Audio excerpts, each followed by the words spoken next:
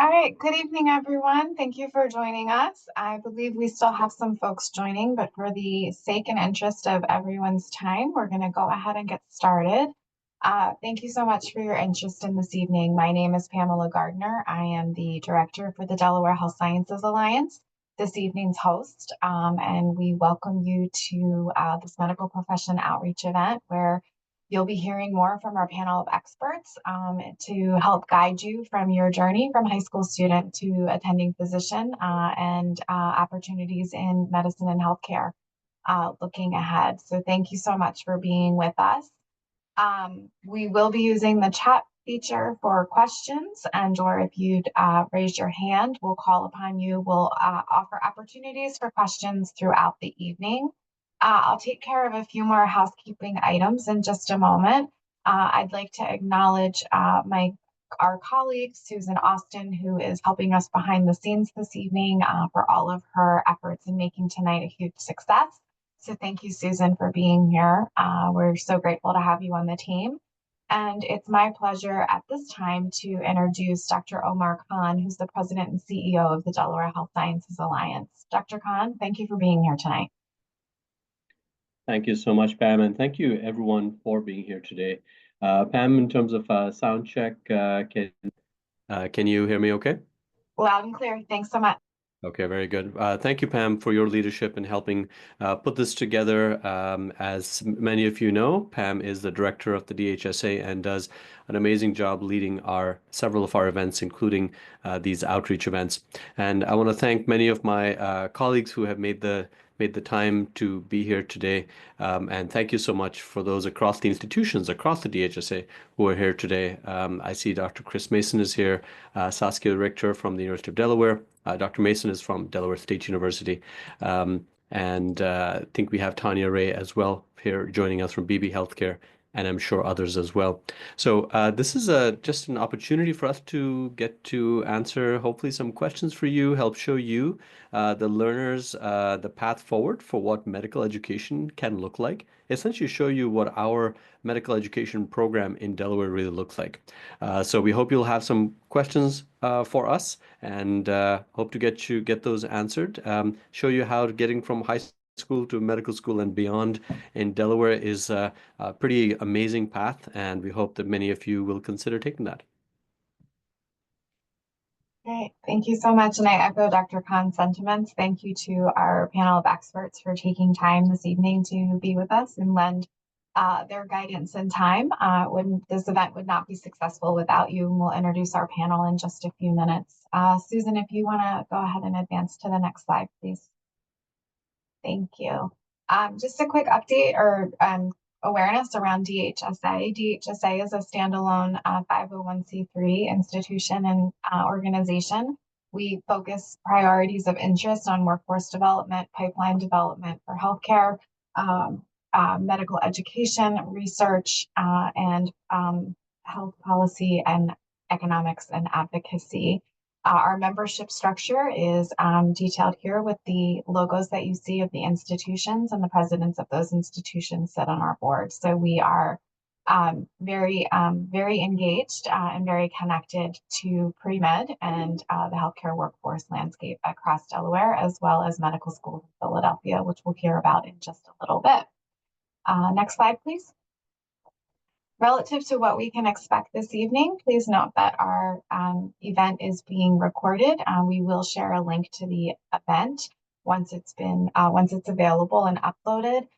There will be a lot of information shared this evening, so it'll provide you an opportunity to, play it back if you'd like to go back and hear anything, or perhaps for students that are joining, an opportunity to share with parents at another time if they're not able to be here with you. We'll have a moderated discussion and touch on topics of interest, including DIMER and what DIMER is and the admissions advantages it provides for Delaware residents, recommendations for undergraduate studies from two of our undergraduate institutions with pre-med tracks here in Delaware, the process of applying to medical school and MCAT preparation, and then what the journey looks like from student to attending physician. And we will be focused on training opportunities for medical students and residents in Sussex County at this evening. And as I mentioned, we'll have questions and answers throughout the program. So we would love for you to raise your hand and be willing to come off of mute and onto camera if you are comfortable doing so. And if not, we invite you to share your questions in the chat, get to them as we are able and appropriate throughout the evening. Next slide. Just before we get started, there's some terms that you may hear this evening, and so just want to do a quick kind of level set of what those mean. Again, DIMER is the Delaware Institute for Medical Education and Research. We'll be referring to two loan repayment programs. One is known as SLRP, and one is the HCP LRP, the Healthcare Professional Loan Repayment Program. We'll go into a little more detail in just a bit on those.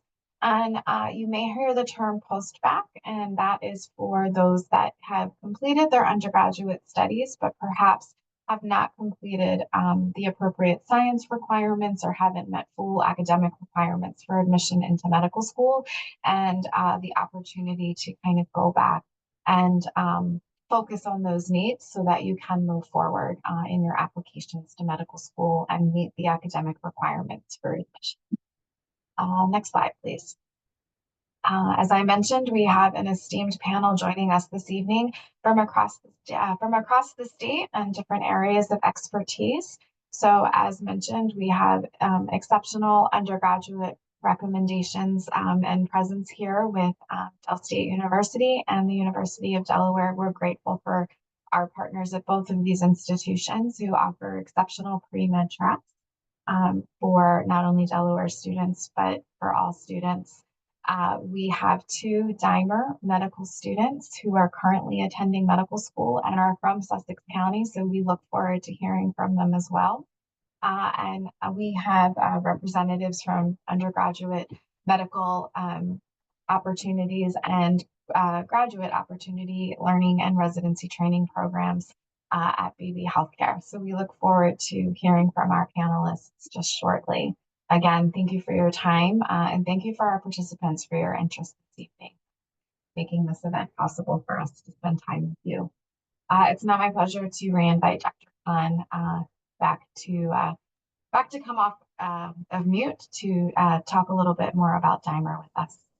Sure thing. Thank you so much, Pam, and thank you for that overview. And again, a special thanks to especially to our busy medical students who made time to be here today as well. So, Jonathan, Emily, good to see you again.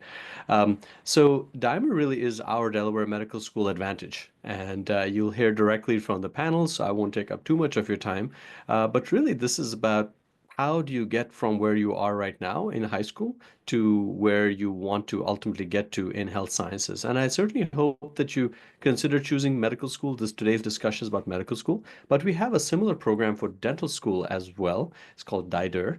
We don't have programs for other types of health sciences right now, but we have many of those health sciences in the state of Delaware between UD and Del State. So we don't really need out-of-state partnerships for that. So next slide, please.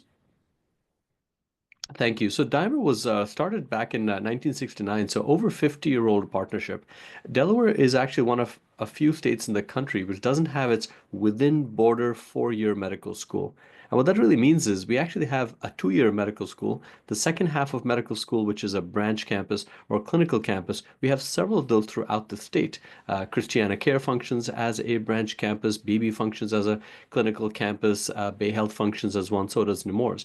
So you can start off in medical school in Philadelphia, but you can essentially spend the second half of med school in Delaware, which is very exciting, especially if you happen to be from that area. You can do most of your rotations here, and I know that our colleagues from BB may be speaking about that tonight as well. So our two medical schools for Delaware are Sidney Kimmel Medical College, which is Thomas Jefferson University in Philadelphia, and the Philadelphia College of Osteopathic Medicine. One of them awards the MD degree, the other awards the DO degree. Next slide, please. If to be eligible for these DIMER seats, you should be legal residents of Delaware. Pam and I and the DIMER board can certainly help you assess what that eligibility looks like. Really what it means is you can't just have moved to Delaware for college. You have to be a Delawarean prior to that. And DIMER follows essentially the same eligibility criteria for residency, as does the University of Delaware and Del State. How they decide in-state, whether you're in-state or not, Dimer kind of decides it the same way. Again, we're happy to take detailed questions about that later on. And go ahead, next slide, please. Thank you. So just when you apply to med school, this is again several years distant for you guys. Got to get through college first. But when you apply to med school, they know what from your Delaware address that you're a Dimer applicant. You get a second application for the Dimer program. It's very simple. It just asks you for the statement of residency and some other information. And then you get a second interview sometimes with a Dimer committee. And that's several of us who interview for Sydney Kimmel and PCOM. So that's your second interview if you're a Dimer applicant. Next slide, please. It's pretty much the same for PCOM, so I won't go over the same requirements. Although I do want to just mention, this is really important for you guys. What does it take to actually get into medical school? And I believe Dr. Richter will speak about some of this as well, so I'll really leave this to her expertise. But broadly speaking, there's some requirements you have to satisfy to be eligible to apply for medical school in college. And it's really smart to think about that early on. As Pam said, if you don't then, and if you don't meet these requirements, you're still not out of the running for med school, but you might have to do a post-bac program, which can be more time, of course, and expense. So in college is kind of where you want to focus on this, but I'll let Saskia speak more about that. Next slide, please. This is the Delaware admissions advantage. So folks say, well, we don't have an in-state med school, so we don't have the same admissions advantage. Well, actually, that's not true. We have the best admissions advantage in the country. So on average, without this Dimer program, these two med schools get about 10,000 applications for about 280 seats for first-year students. Next slide, please. With Dimer, you are actually one of a group of less than 100 Delawareans who's applying to medical school. And of those 100 Delawareans, you'll have 30 seats essentially guaranteed if you meet the Dimer admission requirements. So if you're a well-qualified candidate, there are 30 seats waiting for you at the end of that road. So out of 100, 30 will get into med school, and usually we get in more than 30 through our advocacy with the med schools. Typically more like 35 or 40. That's a best admission odds of any medical school in the country. So that is an amazing advantage of being a Delawarean. Next slide, please. We offer, of course, other opportunities as well once you get into med school, like Emily and Jonathan, and they'll speak more about what it means to be a Dimer student. But there's lots of opportunities to interact with us. Pam and her program make sure that you are offered, for example, free attendance at a variety of conferences that we host in Delaware, our annual infectious disease conference or diabetes conference or the Delaware Academy of Medicine conference. Again, this is a few years distant for you guys. You have to get into med school first. But what I'm trying to convey is that the Dimer advantage doesn't stop just getting into med school. We really want you to become a doctor and practice back in Delaware if that's where you're from. So next slide, please. Financial aid-wise, the resources can be found here. At this point, you might be thinking more about financial aid for college, but rest assured that if you do get into medical school, we haven't forgotten about the financial aid piece. Med school is expensive, and these are two private medical schools. The one advantage we don't get is having in-state tuition. So tuition is still a private tuition. There's a small stipend through Dimer, but I won't kid you, it's still expensive. But on the other hand, we offer a loan repayment program. So the loans that you take for medical school, which is most students will take some form of loans for medical school. When you get out of med school and when you start your practice after residency, we offer a Delaware-based student loan repayment program, which can actually repay up to your entire medical school debt if you go into certain specialties. And these are those two loan repayment programs, the SLRP, the SLRP, and the HCP LRP, which we just put into place actually just a few years ago, about 3 years ago now. So we're in our third cycle of those applications now. Again, happy to talk about that more. Next slide, please. I think, Pam, I may turn it back over to you at this point for opportunities. And if you need me to come back for anything, I'm happy to. But again, I want to thank you guys for being here, and I'll be around, and hopefully we'll get into some Q&A from you all. Thank you so much. Thank you, Dr. Khan. So the following resources are available on DHSA's website, but we get a lot of questions around what can I do as a high school student to get exposure and experience clinically or in clinical space. So I'm going to start first by saying that this list and these next couple of slides are in no way inclusive of all opportunities, but they're kind of some starting points for where you can go. Before I get into the details of them, I will just say, other opportunities may include that we're not discussing here. The next time you're at your PCP appointment, asking your PCP how they got into medicine and if there's opportunities in their office, right? Some students have had opportunities volunteering, whether it's for EMT services and or with fire stations, and or for undergraduate students. I know that there's volunteer opportunities on their first responder campus provider programs. So just a couple of ideas to throw out there. The answer is always no if you don't ask. So feel free to ask. It never hurts. Next slide. So again, these are programs that are available. All of the health systems in Delaware have programs that are geared towards high school students and undergraduate students, offering volunteer opportunities as well as learning opportunities. There's usually an application process, and you can find more about these if you look at the health system website. Next slide, please. The University of Delaware offers a health sciences summer camp. This past summer, they actually merged the health sciences camp with their college readiness camp, but it's a great opportunity that is held on campus in Newark. And it's typically about a week long, maybe a little bit longer, but UD offers it at no cost to participants who apply and are accepted into the camp, and also housing, so everyone stays on campus. You kind of get an early college experience, but UD does a wonderful job of removing the barriers for transportation challenges, particularly from students who may be coming farther away. The state of Delaware has the HOSA program for those who may be in charter or vo-tech schools who have health science curriculum baked into the academics of your school. You may have a HOSA curriculum program already in your school. For high schools that do not meet that criteria, HOSA does offer after school clubs at schools.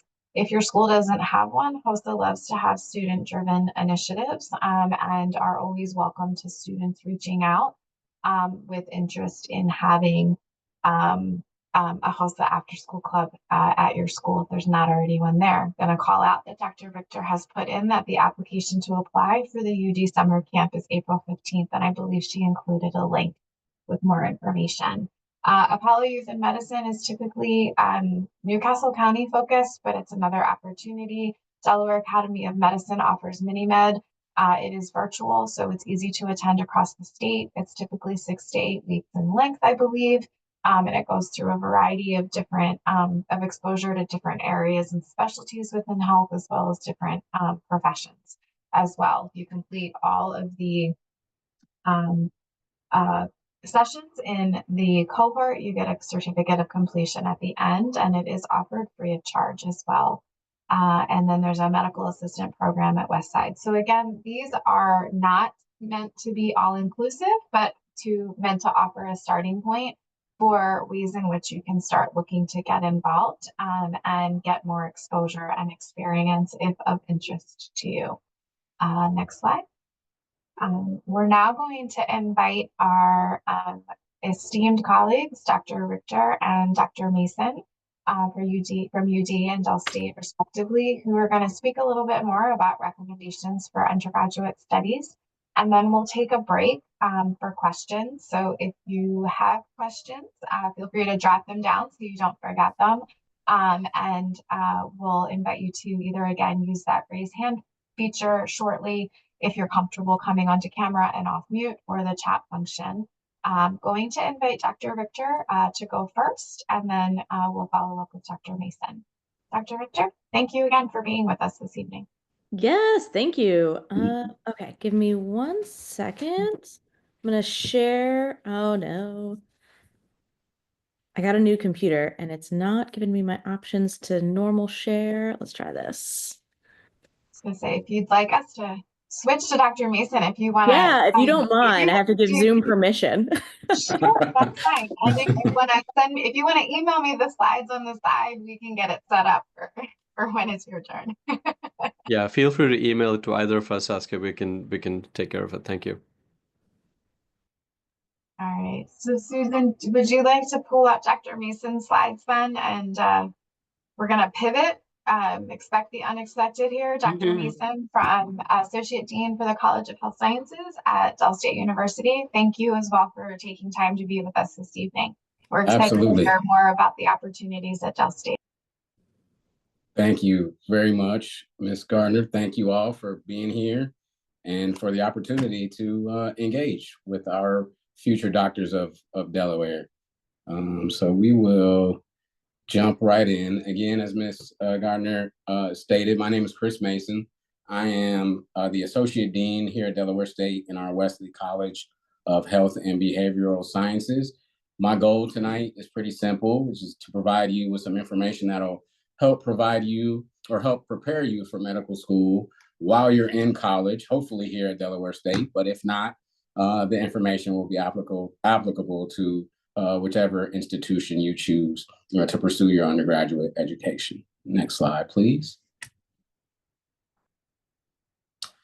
So first question many students interested in careers in medicine often ask is, what major should I choose? And the honest answer to that has changed throughout the years. And currently, truthfully, that answer is whatever major is most interesting to you, whatever you're interested in. However, you must be mindful and strategic about making sure that you take all of the prerequisite courses that most medical school admissions boards look for. And we'll talk about those a bit more shortly. However, what you see here is a short list of majors that exist here at Delaware State that some of our pre-med students decide to major in. So you see nursing, chemistry, biology, public and allied health sciences, which includes public health, kinesiology, and occupational therapy. All great majors. Again, you want to make sure that you are paying attention to the prerequisites for the schools that you are intending to apply for, and making sure that you work with your advisors to fit those into your schedule if you choose a non-traditional pre-med major. Next slide. In addition to that, most institutions that have sizable cohorts of students interested in pursuing careers in healthcare will have what's called a health professions advisory committee, or they might have a committee with a slightly different name with the same function. Essentially, the purpose of these committees is to advise students while they're undergraduates and help them prepare for medical school in terms of professional development, helping them prepare their application, might provide opportunities for mock interviews, and arguably the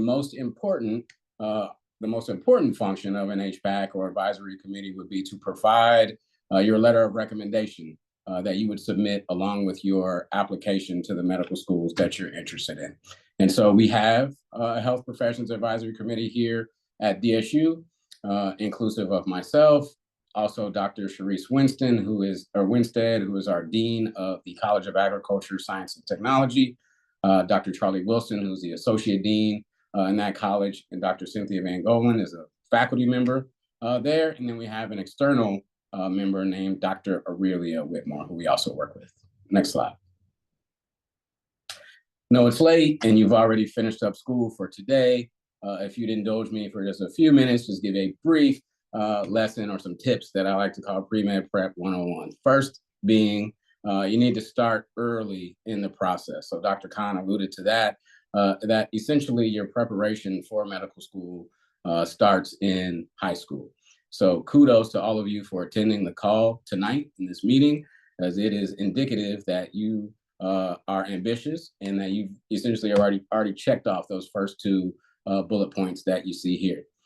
You want to also work very closely with your guidance counselors in terms of selecting courses in high school that are appropriate. So you want to be taking courses that sort of lead into the college versions of the pre-med prerequisites that I mentioned earlier. Next slide. Here's a list of those courses. So for example, if you chose a non-traditional pre-med major, such as, let's say, communications, right? Not a bad major, actually very important in healthcare, as doctors, nurses, allied health professionals need to be able to communicate effectively, as any slight miscommunication could result in a fatal mistake. So communication, I no way, don't mean to pick on that as a major, but if you chose something that is non-traditional, not on the list that I showed previously, you want to make sure that you're working with your advisors, your professors and mentors to squeeze in the courses that you see here, which would be included as prerequisites to most of the medical schools that you're going to be applying to. Next slide.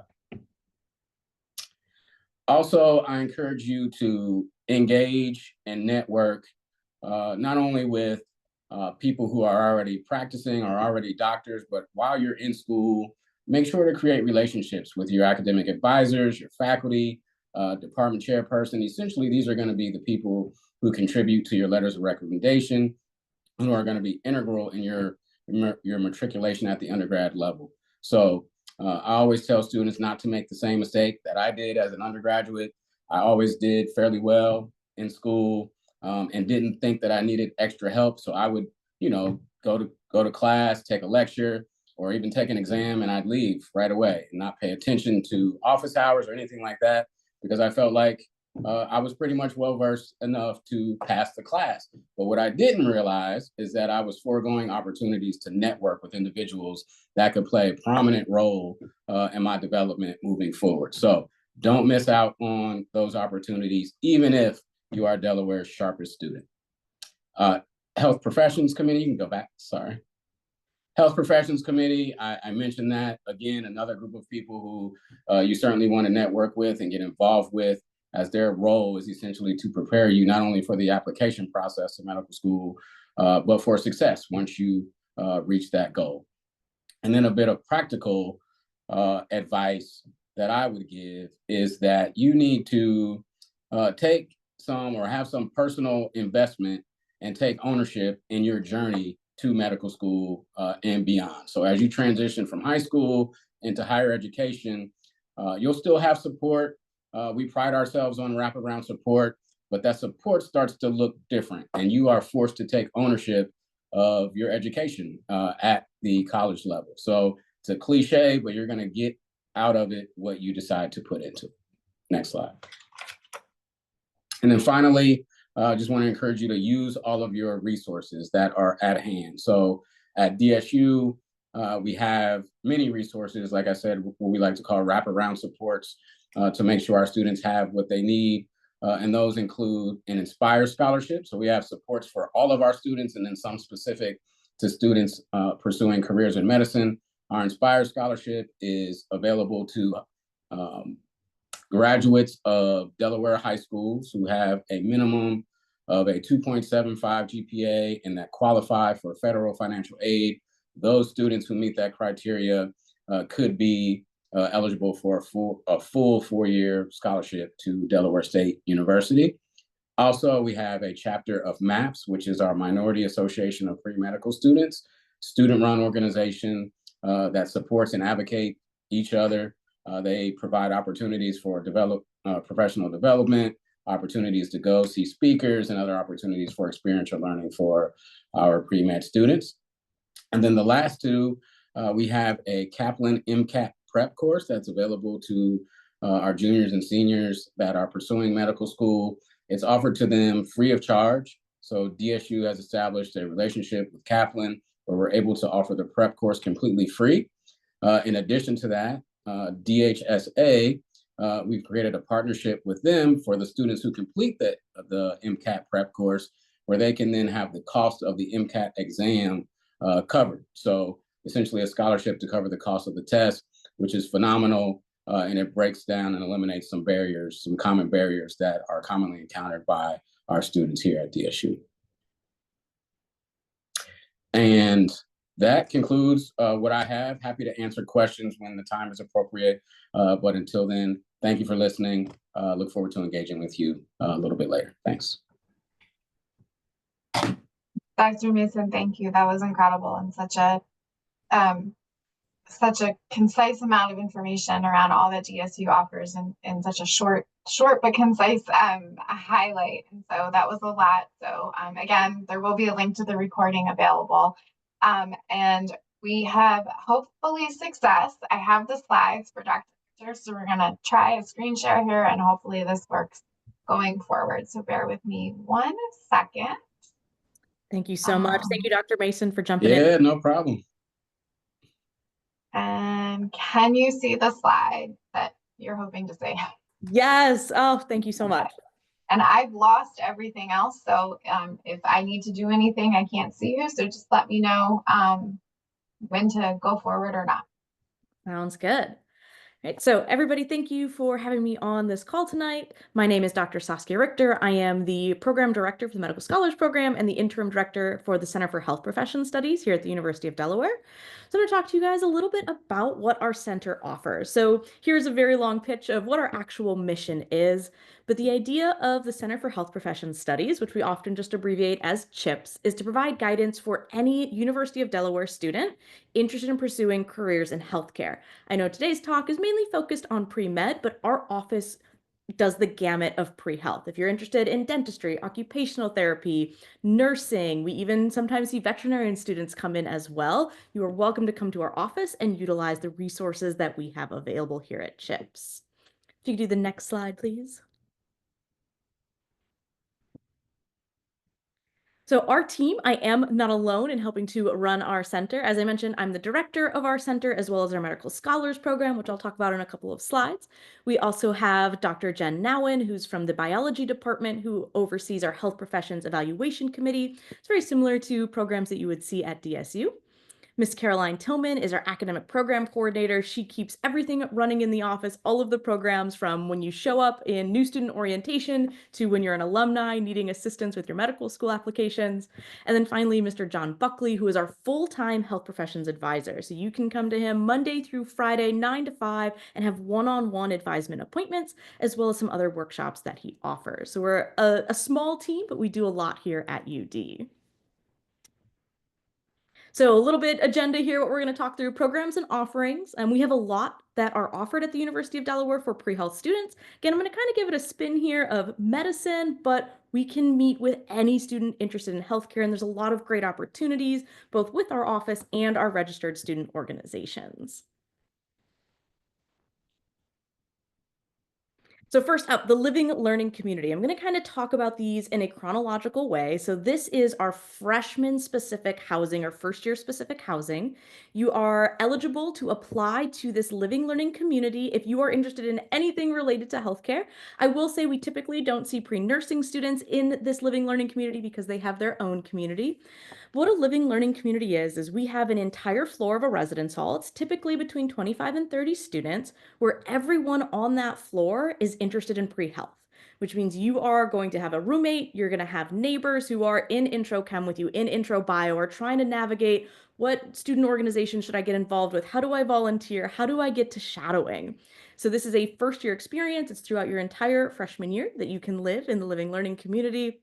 You have this dedicated on-campus community on main campus, which is super exciting for us. We used to be up on North Campus. We finally have secured a floor on main campus, which is a huge draw to be a part of our LLC.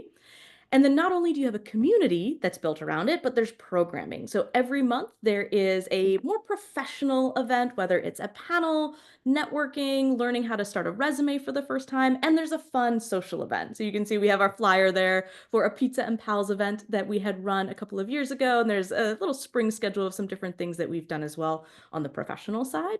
I know they're getting ready for finals week here at the University of Delaware, so our graduate assistant who helps run our living learning community, she has a bunch of fun medically related minute to win it games that students can come to de-stress and win coupons for U Dairy here on campus.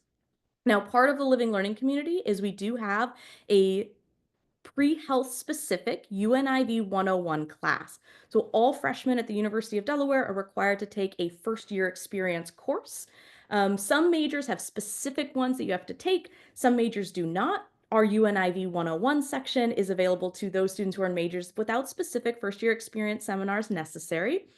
Then again, you are in a small class, it's 24 students maximum, where you're learning how to be a freshman, how to be a college student, but also getting this kind of leg up on how do I be a pre-health student? How do I be a pre-med student specifically? And in that UNIV 101 section that is run by our advisor, John Buckley, by the end of week 7, because there's only a 7-week class, you're going to get your CPR certification, and our office covers the cost of that certification for you. Next slide, please. All right, so you're a freshman, you're on campus, say you don't want to live in our living learning community, that's okay. You can still come and see us from day 1 with new student orientation with our health professions advising team. Again, this is available to any student on campus, any major, doesn't matter what college you're from, if it's arts and sciences, health sciences, or engineering, or if you're a history major, any student on campus is welcome to come. You do just have to be an accepted student or an alumni within 3 years. We do scheduled appointments. You can schedule a one-on-one appointment in person or virtual. We also do drop-in events around busy advising times. So say when you're getting ready to register for your first spring semester of classes and you don't know which section of biology to take, come on into our drop-in appointments and we can help make sure that you're in the right section of biology that's going to be accepted for medical schools.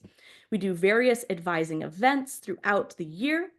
We have MCAT and exam prep resources. So again, MCAT if you're preparing for medical school, but we also have stuff for if you're preparing for dental school or the GRE.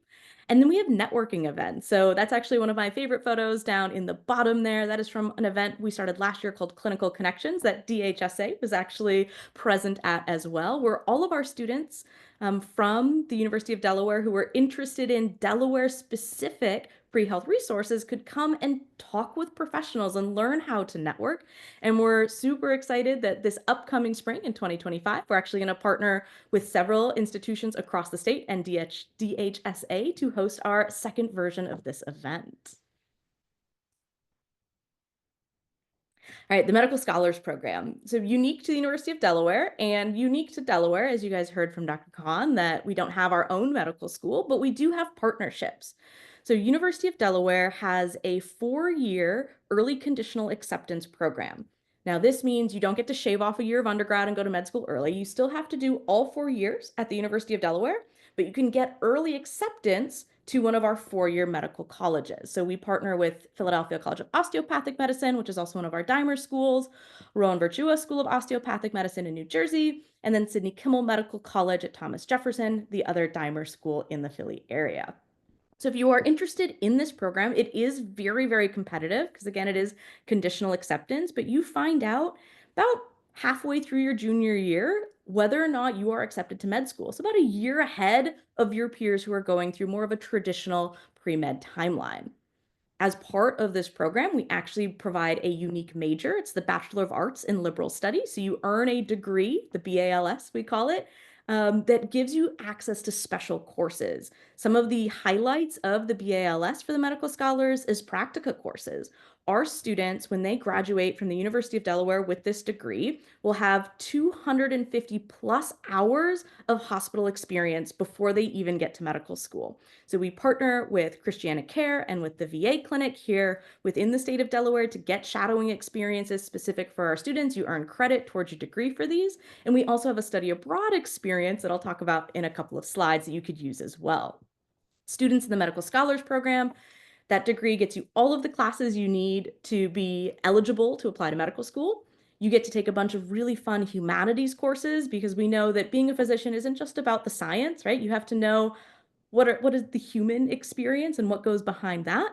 And then you also have specialization tracks. So we have 4 tracks our students can choose from. Bioethics is by far our most popular track that students will take, followed by translational research, where you actually can do an undergraduate thesis project during that. We have nutrition and health, and then we also have business and administration. So if you think maybe you want to get into private practice or into an admin role one day, that's a really cool option for you because you get to take some classes in the business school.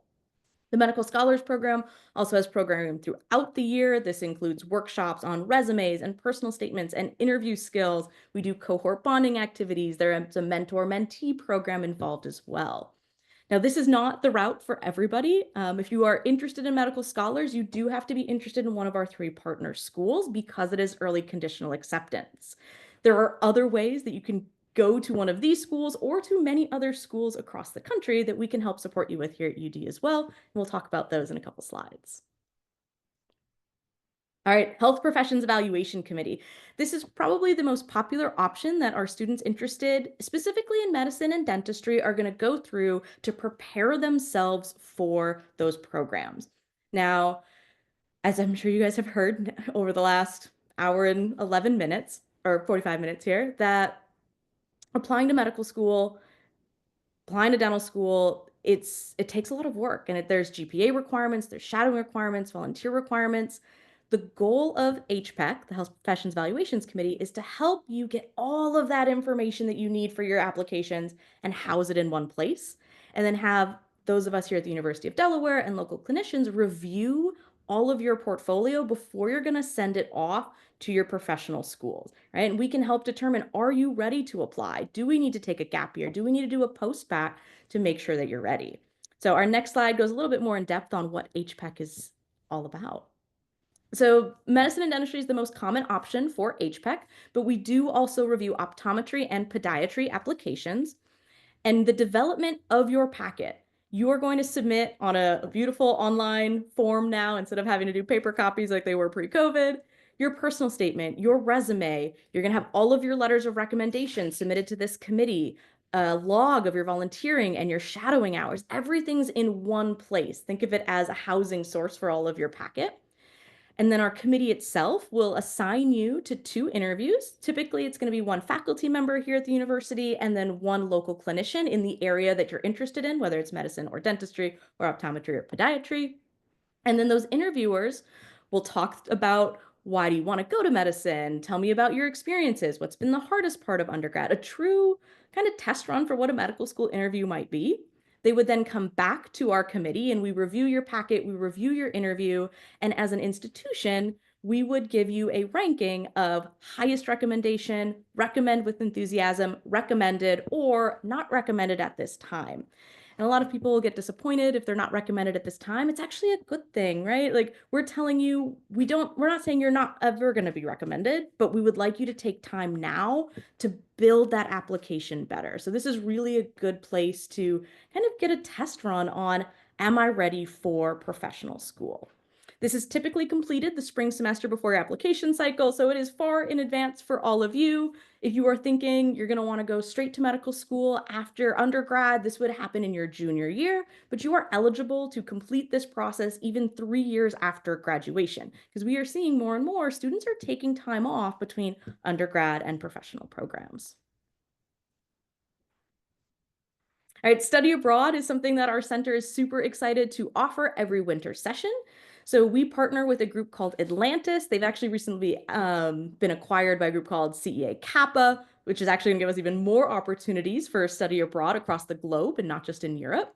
But the last 4 years, I have taken 20 undergrad students to European hospitals where they are getting 75 hours of direct hospital shadowing. So we do this over 3 weeks. We've been to Athens, we've been to Rome, we're going to Portugal this upcoming winter, and our students are getting to shadow in multiple specialties and also get to learn, what does international health look like? How are healthcare systems different in other countries? So it's a great way to build your shadowing experiences as well as get to study abroad during undergrad, because we know as a STEM major, a full semester study abroad might not be in the cards for you. So as a center, we are affiliated with a lot of different organizations, both in the state of Delaware, as well as our partner institutions in other states. This is just a kind of snapshot of a lot of the groups that we work with for our programming, for our outreach, for our networking. And I would be happy to answer any questions that you all have about opportunities here at the University of Delaware within the Center for Health Profession Studies to prepare you for medical school or any health profession.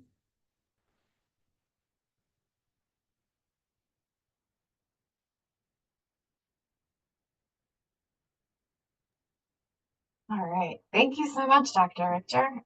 Great information from the University of Delaware. There's some overlap with Del State, then also some really great unique opportunities at both of these incredible institutions. So again, thank you, and Dr. Mason again for your time. As I wait for some brave participants to either raise their hand to come off of mute or add a question or two in the chat.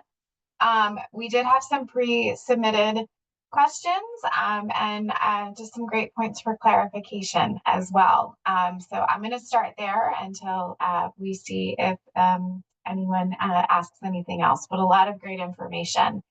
So just to recap, I want to hear from just for both institutions, there are traditional tracks to pre-med and to medicine that include more of the science-focused areas of study.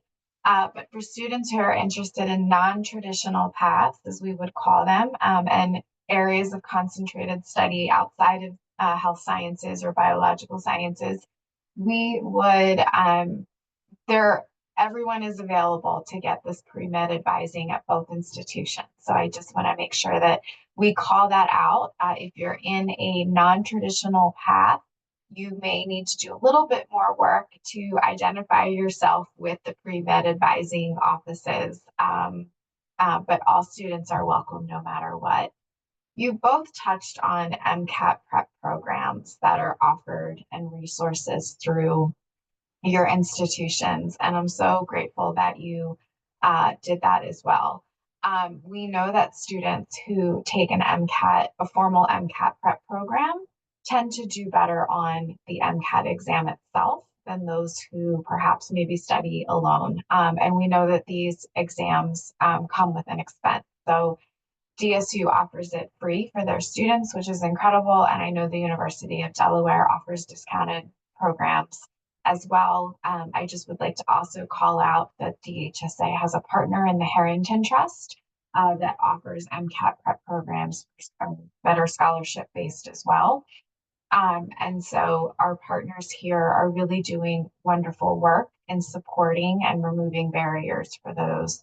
I'd like to throw this question actually to Emily and Jonathan about their own MCAT prep program or MCAT prep experience. How you prepared, and now that you've been through the process and looking back and have the experience and knowledge that you have today, would you give yourself any advice to do things differently? And if so, what would that be? Emily, I'll start with you. Oh, Jonathan, you came off mute first, so we'll go there. Yeah, so I took the MCAT. So I took one gap year before college. So I took the MCAT in spring of 2023. And that was at the tail end of me finishing all my like prerequisite classes. So you have organic chemistry, biochem, you have biology 1, biology 2, just all these pre-med classes. And what I would have done differently is probably taken it in my junior year when those are all fresh in my mind, just because like you have so much information in your brain that you have to restudy for and basically refresh, that if you take it earlier, I would definitely recommend that. But I think my biggest advice for preparing for the MCAT, which is for you guys in high school, a large ways away, so definitely don't stress about it, is make sure that you really learn the material well the first time. Learning can be extremely arduous and extremely difficult, especially when you're bogged down with all your extracurriculars.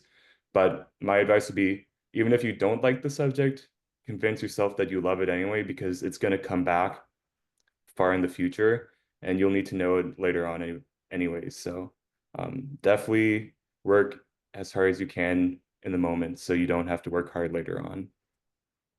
Excellent advice. Thank you, Jonathan. And Emily? Yeah, so similar to Jonathan, I took the MCAT during my gap year as well. So this was after I'd taken all the pre-med courses in college. And so at the time when I took it, I was actually working a full-time job, which was a little bit challenging. So I would say that my advice is that if you're going to take the MCAT, try to take it at a time where maybe you have a lighter course load in college. So a lot of the time that may be at the tail end of your junior year, maybe during your senior year. But if you are planning on applying to medical school, like during your senior year, you would want to take it before then. So typically students take it around the time that they finish their last prereq. So in terms of just like preparing for the MCAT, there are a lot of like prep books out there that are available. I personally did not take a course, but I just used those preparatory books and they were sufficient enough for me. But similar to Jonathan, I completely agree. I think that when it comes to preparing for this exam, it really is the culmination of like all of the pre-med courses that you took, which is, Gen Chem, physics, orgo, There's even some social sciences in there and reading comprehension. So just like really focus on learning the material the first time around during your pre-med courses. And then once you're reviewing them again for the MCAT, it'll come back much quicker. Well, great advice from both of you. Thank you. I'll just share one other piece of advice that we've heard in other sessions, and that is when you do your practice exams, do it in an environment that'll be similar to how and where you take the test, right? Don't be comfy on the couch, cuddled up with your laptop, taking the pre-med or taking the prep test. Go to a library where it's cold and uncomfortable and the seat's not cushioned, and really challenge yourself to go through the tests that you're taking to be as, similar to the environment in which you'll really take, because it prepares you differently mentally. So I always like to share that advice as well. I'd a couple of questions for Drs. Richter and Dr. Mason. Can you both speak to, we have a question that was pre-submitted relative to if a student has not done well in a pre-med required course at one of the institutions, is that a make or break for applications? What are the opportunities to kind of bounce back and recover that students have? And what would your advice? So I think this comes down to, is it a single course or was it a sequence of courses? If it was truly one class, and we'll say this example here at University of Delaware, right? Say your very first semester, you just really didn't do well in Gen Chem 1. We actually have something known as freshman forgiveness here. So if you get below a C minus during your first year at the University of Delaware, so your first 24 credits really, you have the opportunity to retake that class and get a different grade, and it will replace the grade you got before. Now, that is a freshman forgiveness. It is kind of a one-time thing. So if, again, this was a scenario where I had a freshman come in and they just really didn't do well in one course, I would offer that opportunity to them. You can always retake classes, right? If you got a C+ in Organic Chemistry 1, and you felt you didn't really learn the information well enough to take organic chemistry 2, you can retake it, and it's okay. We have students do that. One class that you're doing that for, maybe 2 during your time, it's not going to break your application. And especially if you can talk about it, right? How did you improve your study habits? How did you learn from that first time that it didn't go well? You aren't expected to know everything the first time through, and it's okay. I just want to point out, I know Dr. Mason might weigh in on this, but Saskia, it sounds like you're picking on me because of my college career was similar as well.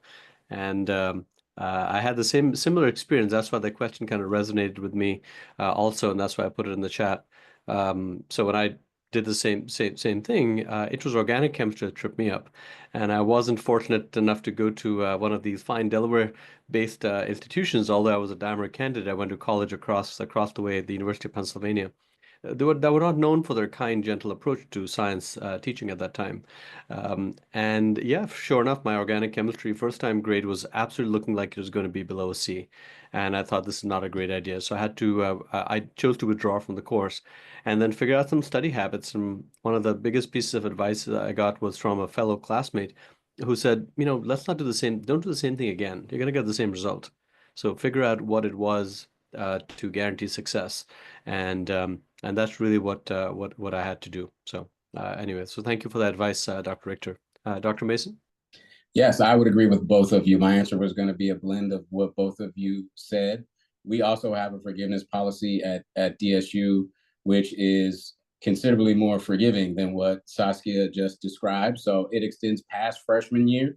And so you can retake courses that you didn't do well up until you graduate. But the thing is, you need to pay attention into the number of attempted hours. It starts to be obvious that you're struggling if the number of attempted hours is deviating from your number of earned hours. So while you can be forgiven, there are some indicators that make it clear what's going on in those situations. I mentioned wraparound services. Those are big here at DSU. So we have a wonderful Center for Teaching and Learning, a lot of mentorship and shadowing opportunities, extra tutoring. And then we have a lot of disciplines outside of medicine and the allied health sciences that are sometimes appealing for students if they are required to pivot and not doing well and the chances are they might not get into medical school. So we have some supports and scaffolding built in, similar to what Dr. Richter and Dr. Khan described.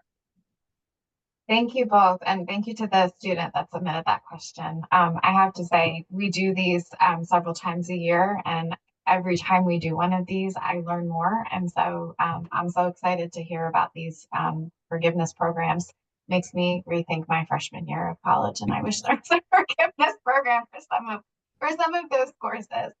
I have one more question for Drs. Richter and Meeson, and then I do want to invite Emily and Jonathan to another question before we move on in our agenda. Drs. Meeson and Richter, for our high school students that are attending right now and perhaps taking AP courses, can you please talk about what the recommendations are and how AP courses may apply at the undergraduate level, but we know that they may not and do not, are not considered at the med school application level, and what recommendations may be as students are a little closer to, I think, where some of the students are right now. So I'll turn it over to you. Dr. Meeson, would you like to go first?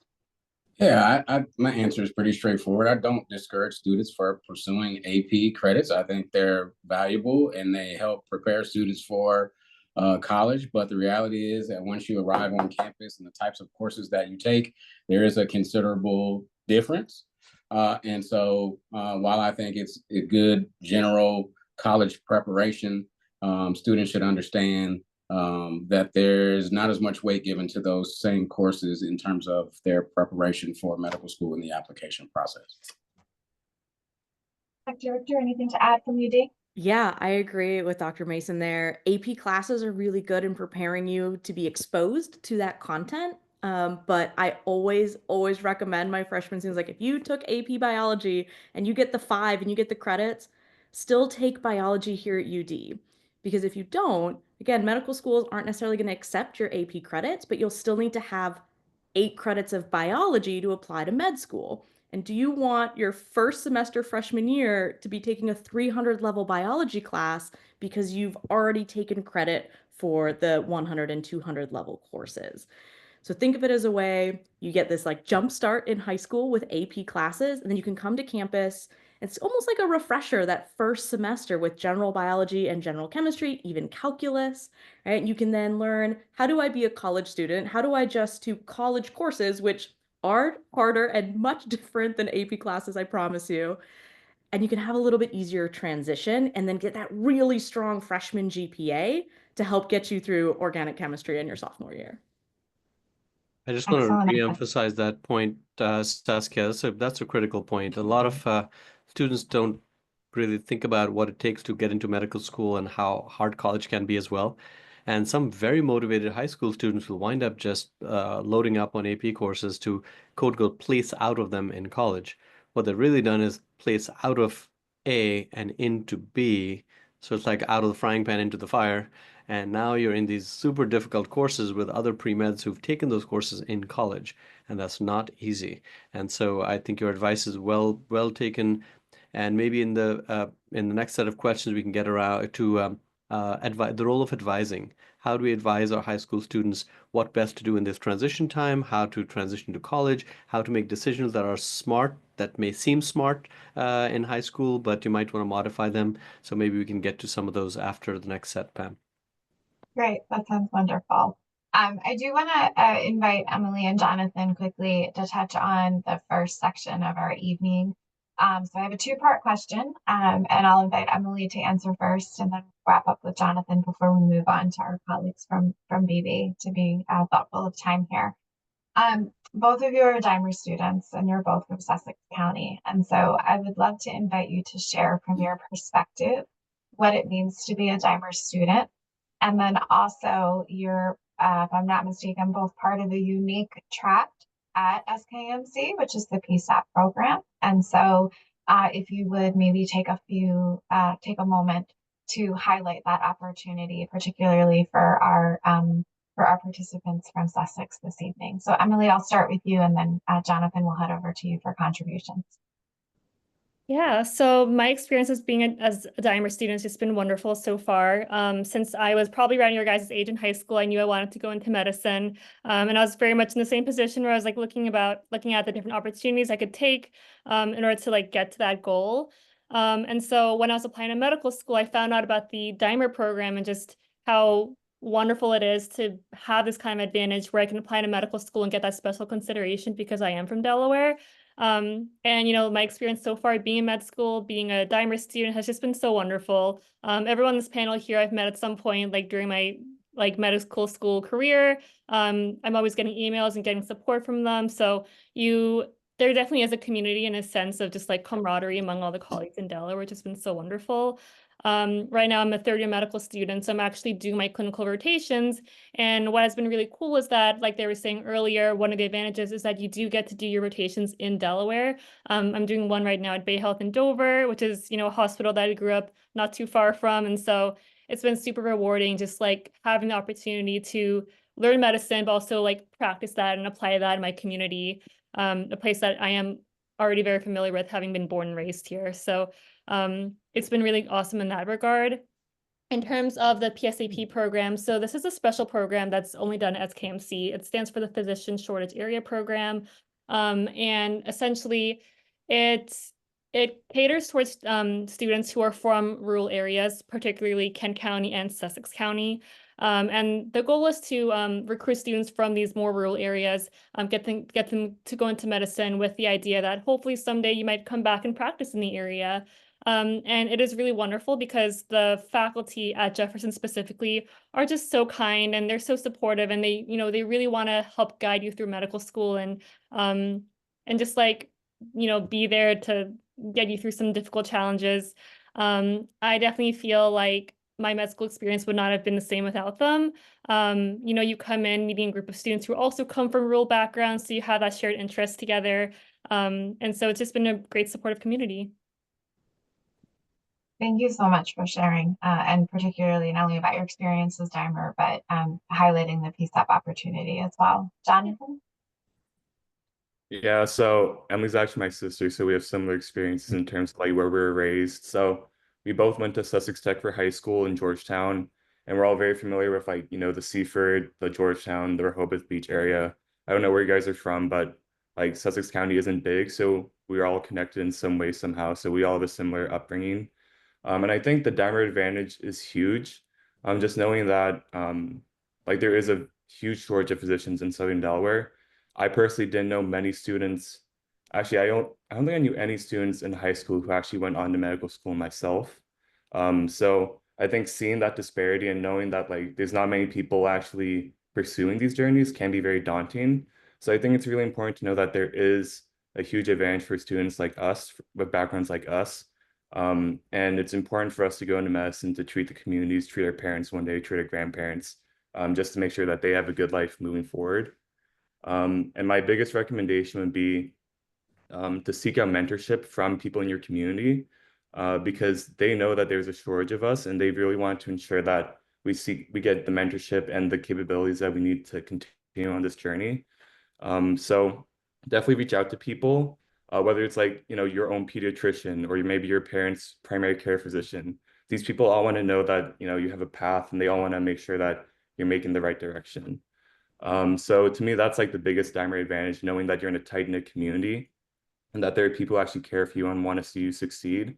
At least for me, I'm one of two kids in my class from Sussex County. I have 277 kids. And that's pretty incredible because most of the kids are from Newcastle County. So don't let that be like a barrier to show you like, oh, just the kids up north have more resources doesn't mean us down south can make it.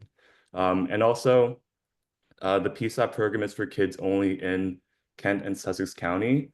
So like you guys being from Sussex County have a huge advantage if you want to be part of the program as well, because it gears you towards careers into one day moving back to Sussex County and serving the community that you were raised in. So yeah, I would just say if you want to come to Jefferson, it's definitely like a really easy path forward. Well, it's not easy, but like you have a clear path forward and you have clear support and mentorship for you if you want. Jonathan, thank you for those comments, and Emily, you as well. And we know that those of us that are doing this work and here this evening, and those that we work with, we know that students from Kent and Sussex counties enter medicine not at the same rate that those from Newcastle County enter. And so we are really striving to help create awareness around these opportunities. And I love that you personally called that out from your own experience. But also called out the support and mentorship that you've been afforded along the way, whether it's within your local community or both of you mentioned through the Dimer Network. And I think that is a nice kind of just closing of the loop to our first presentation and talking about the support that the Dimer Network provides for Delaware students seeking to go to medical school, particularly at our partner institutions.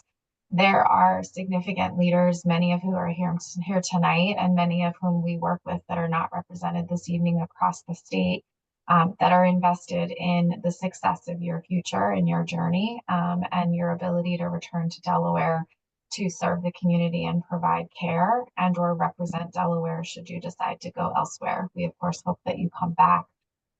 But there is a network of support and leadership. And going back to what Dr. Mason said earlier, and I believe Dr. Richter echoed, having ownership in your experience is just as important, and showing up to meet those that are here to support your journey as well. So thank you both for highlighting your experiences and the incredible support that you've both received and continue to receive. And that's, of course, what we aim to provide and our partners aim to provide as well. Pam, can I just add something there real quick? Jonathan and Emily, thank you so much for those comments. I want to add from the admissions committee perspective, Sussex County is actually not at a disadvantage. So the Sussex County students who apply actually get in at the same rates as Newcastle County folks. It's just that fewer students apply. That's why overall we have fewer applicants and therefore fewer folks being admitted from Sussex. But if you're from Sussex County, you're an applicant, you probably have an advantage because we want to hear your story. And we're aware that Delaware is disproportionately overrepresenting Newcastle County students in medical school. So guess what? If you're from Sussex, you do the math and you're an applicant to medical school, we are very interested in hearing your story. And we're very interested in creating a pathway for your success in medical school. Thank you, Dr. Khan, for reiterating that point. Absolutely. We're going to shift gears a little bit. We're going to invite and welcome our colleagues from BB Healthcare, Tanya Ray and Doug McDonald. And I'm not sure if I didn't know if I saw Dr. Johnson on or not, but invite her to join as well. They will be here with us this evening to highlight opportunities for training and education at the medical student as well as the resident graduate level opportunities at BB in Sussex. So welcome to the team, and the floor is yours. All right. Well, good evening, everybody. Can you hear me okay, Pam? Am I good? Yep, loud and clear. Okay. Thank you. So good evening, everybody. My name is Tanya Ray. I'm the Administrative Director for Medical Education and the DIO within the R. Randall Rollins Center for Medical Education. So I oversee all of our programs here. And Doug McDonald is with me. He is our UME program coordinator. So he keeps everything running and gets all of our medical students in through our system.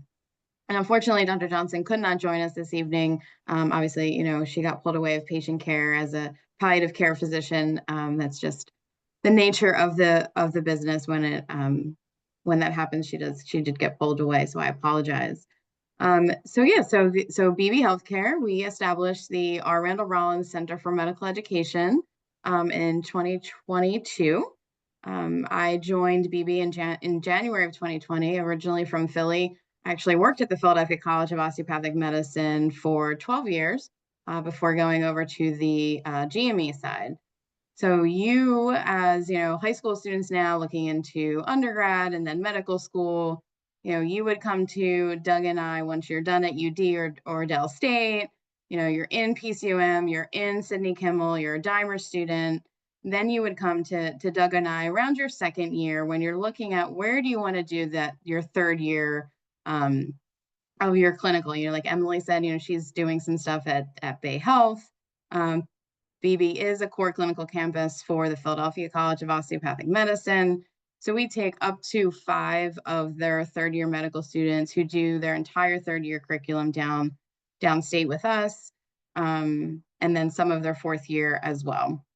So once you're done with medical school in your third year, then you decide what specialty you want to go into, whether that's family medicine, internal medicine, gen surge. You decide what kind of physician you want to be.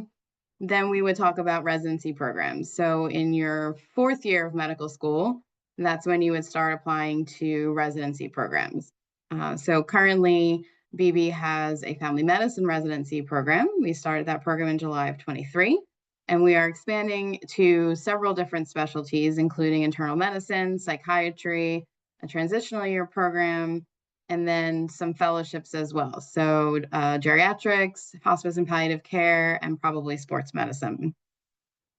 So what Delaware has really done across state, Bay Health, and then even over, just over this border and title, has really expanded our medical education opportunities for all of Delaware, not just our Sussex County residents, but all of Delaware, to really ensure that we're getting to really help Dimer keep the medical students in Delaware, have them come back for their training, stay for medical school, come back for their medical school clinical years, and then stay for their residency training. Right now, we are we are in our second year, and all 4 of our current family medicine second year residents want to stay when they graduate in 2026, which is amazing. So we are really happy the system works, and we're excited to be part of Dimer and DHSA and partner with Dr. Khan and Pam.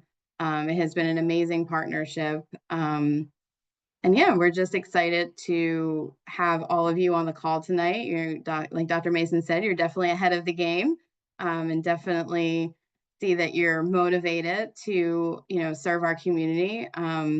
We're in the midst of residency interviews right now. So we're just wrapping up our residency interviews for our next class. And Dr. Tam always comes, and he's our president and CEO, and introduces himself to those candidates. And he always thanks them for joining healthcare. It is not an easy job to do, especially in this day and age. So I just want to thank you for even being willing to take this first step into looking at this as a career opportunity for you. And we are here to support you in that journey from now until residency and beyond. So Doug, anything you want to add? I'm going to put him on the spot. Oh, no, Tanya did a great job. Hello, everyone. Doug McDonald, like Tanya said, I'm the UME coordinator with BB Healthcare. I personally am new to Delaware, actually. I've only lived in the state for about a year, but it's been an incredible experience so far. I can't say enough about BB's healthcare system and what we've been able to grow and accomplish in just a short period of time when it comes to medical education. It's been great to hear everyone's input this evening, and we look forward to hopefully working with you in the future. Excellent. Thank you both. We're going to open the floor back up for questions for Tanya and Doug, or any of our panelists this evening. While we're waiting for the questions to come in, and before I turn it over to Dr. Khan, because I know that he mentioned some other points of discussion since we have some time, I just want to again thank everyone for joining us this evening and taking time for your schedules. Before we wrap up, we did promise our students that those that were attending live and in person, we would have a random drawing for some swag. So Susan will be announcing our winner shortly. But while we're waiting for some questions to come in, Dr. Khan, I'm gonna pitch it back over to you for some of those discussion points that you referenced earlier. Sure, thank you very much. And for our students, I'd love for you guys to put your question in the chat or just raise your hand so that you can kind of jump into the conversation. The 2 questions that I've gotten most recently from students, but again, if you're online, please speak up and you can amplify. They're really for Tanya and Doug, but maybe a little bit for Emily and Jonathan, around opportunities in Sussex County. And this really goes to, I think, 4 or 5 years ago, Sussex County didn't have as much in the way of graduate medical education, residencies, and so forth. So one of the questions that comes up, which I'm happy to answer in the affirmative, but I'd like you to answer that as well, is does doing rotations at BB, does having experiences at BB, does that place me at a disadvantage? I have a friend of mine who's going up to Christiana Care or Nemours and they're in high school to get clinical experience, but I may not have the means or the ability or the interest in doing that. What's been your experience with students who get experience at BB Health Center or other community health centers in Sussex County in terms of preparing them successfully for medical school? No, I mean, I think it prepares them significantly. I think, and I think Emily and Jonathan might be able to speak to this too, just with their experience in our tiny little town. It is a tiny little town. We are a community hospital, but our breadth of patient mix, care mix, the pathology, and the fact that we are still a very small community hospital, you're going to get one-on-one time with the attending. Whereas if you go up to Nemours and Christiana, you're not necessarily going to get that one-on-one time with an attending. It might be with a resident or with a fellow, but you might not get one-on-one time with a attending physician. Whereas here, you're probably going to get more one-on-one time. They're going to sit down with you and say, hey, we saw this cool, there was this cool EKG that came into, there was a cool case that came into the ED. Let's sit down and talk about it and look it up a little bit more, whereas you might not get that experience. So I don't think, I think a lot of times the really good education happens in small community hospitals. That's been very similar to my experience, Tanya. I didn't, I neither grew up in Sussex, I grew up in Newcastle County, but my first clinical exposure was actually at one of our smaller health systems in the area, which is St. Francis. It's one of the older hospitals in Wilmington. And I remember when I was in high school, and my first job in healthcare wasn't at the Medical Center of Delaware, as Christiana Care used to be known, where most folks go. It was actually at St. Francis. And my uncle, who was a general physician, said you'd probably get better experience at St. Francis. And he was kind of right about that as a high school student. I got to talk one-on-one, as Tanya, you said, with the attendings, with the fellows. I was with the radiology group. I learned how to kind of read films with them. And I actually learned how to draw blood, and I eventually became a phlebotomist working at the same health system. Not to say I couldn't have gotten exceptional experiences at Christiana Care or Nemours, but in a small environment as a high school student, you can be pretty welcomed, you can be pretty well embraced, and I think you have a huge advantage, frankly, in being next to an excellent healthcare system, baby. And I think you can just form connections there. You probably know somebody who works there as well, for those of you who are in Sussex. And I encourage you to actually reach out to your colleagues who are here today and ask for those opportunities and say, what can I do? I'm a senior. I'd love to get some healthcare exposure and experience. What does that look like? And maybe that's a question, Doug, if you can maybe jump in on, is if a high school student here says, all right, well, I'm a junior or a senior at the beginning of that journey here. I would like to go to Del State or UD for college. I would like to get some healthcare exposure and experience. Where do I start? How do I get it? Do I talk to you directly? Who do I contact? And if you can put some info of that in the chat, that'd be great too. Sure, absolutely. I'll link something there. So high school students, we encourage to apply through our volunteer services, especially those who are under the age of 18. There's a lot of really great opportunities for students to come through our organization and volunteer in an array of different areas within the organization. That program is run by a young lady known as Stephanie Adams, and she is wonderful. And I will link her information in the chat as well. They do have a summer program that they do every year, and they take, I want to say it's between 30 and 40 students, but don't quote me on the number, who will come through usually. And that's a really great way for you to begin getting some kind of proper exposure, if you will, through healthcare. And then if you are looking to apply to medical school, as you are, finishing high school and you've moved into college and you're like, yep, this is definitely for me. I'm looking to get into medical school and I'm going to need those hours. Please reach out to me. We're always happy to try to accommodate students, especially those who are local to the area. Doug, thank you so much for that. Pam, I'll turn it back to you in case you have time for another question or two, but that was great. Thank you so much, Tanya and Doug.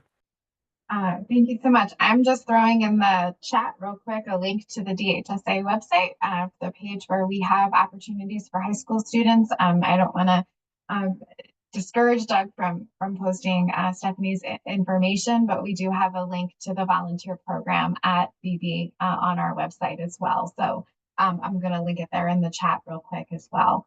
At this time, we don't have any other questions. In the sake of time and the time of year, I think we'll give everyone a few minutes back, but not before saying thank you so very much to our participants who expressed interest, whether they were here this evening or they'll be watching this later on the replay. And thank you to our incredible partners for continuing to go above and beyond and take your time and give of your time and yourself and your expertise and your guidance and be available outside of these events for conversations and those networking events that we've highlighted and discussed. The success of Dimer and its students and the network of support that we have here is integral and it's impactful, and it's because of partners like each of you. And so we're so grateful. I will turn it over to Susan for the announcement of our swag winner, and then Dr. Khan final remarks, and then we can say goodnight.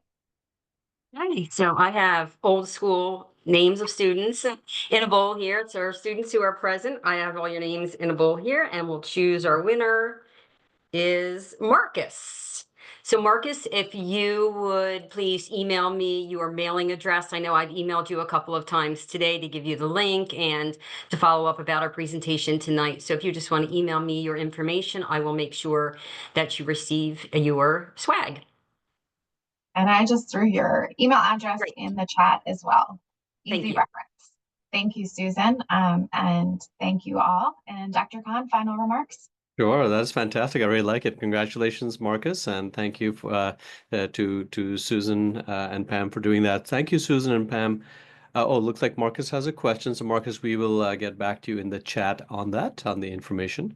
I really want to thank Pam, you for your leadership in putting this together as always, and Susan for your really strong management of this program as well. And of course, our terrific folks who were here today. Chris and Saskia, Tanya and Doug, Jonathan and Emily, really appreciate it. I hope the students enjoyed this. Please be in touch with us, students. We like hearing from you. Delaware is a state of neighbors and colleagues, whichever county you're in, and we actually like hearing from you and chatting with you. I hope you saw that today. So we're here to support your journey. No question is too simple. No such thing as a stupid question. So we'd love to hear your thoughts going forward, and we'll forward them on to the right person. So if you don't know who you want to contact, Pam is your point of contact, or Susan, we will get that question out to the right person and they will be in touch with you. So again, thank you so much, everyone. Have a wonderful holiday season, and hope to see many of you in person this holiday season as well. So thank you so much and have a great night. Thank you all. Good night. Take care. Take care.